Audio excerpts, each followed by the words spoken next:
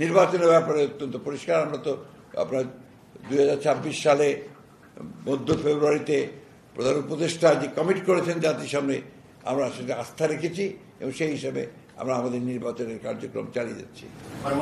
ফেসবুকে অনেকেই না ভোটের পক্ষে ভোট দিচ্ছি, বলছেন যে গণভোট নির্বাচন আগে যেন না হয় সেটা তারা ক্যাম্পেইন করছেন। বিএনপি জাতীয় কমিশন অনেক কিছু ছাড় দিয়েছে, মানুষ চাচ্ছে গণভোট যেন নির্বাচন আগে না হয়। জাতির স্বার্থে কিংবা বৃহত্তর স্বার্থে আপনারা কি কমিশনের মতো এই বিষয়ে কি ছাড় দেওয়া? না, আমরা তো পরিষ্কার বলে দিলাম, আপনি লক্ষ্য করেননি। আমরা বলেছি যে আমরা নির্বাচনের দিন গণভোটটা আমরা একমত হয়েছি জাতির স্বার্থে, ঐক্যের স্বার্থে। এর বাইরের আমরা কোনোদিনই একমত হব না।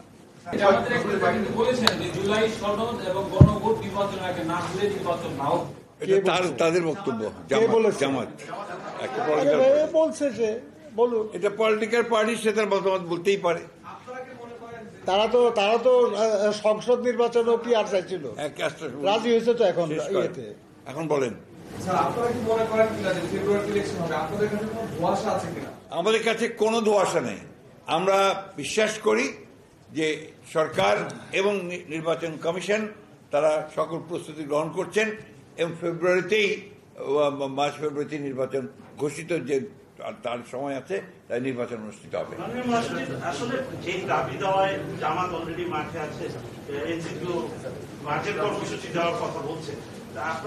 মাঠে থাকা বলতে আপনারা কি বোঝান আমি জানি না। মাঠের কর্মসূচি, আচ্ছা বলুন। হ্যাঁ, আপনারা কি কোনো কর্মসূচি এই ধরনের? না, আমরা কোনো কর্মসূচি এখন যাব না।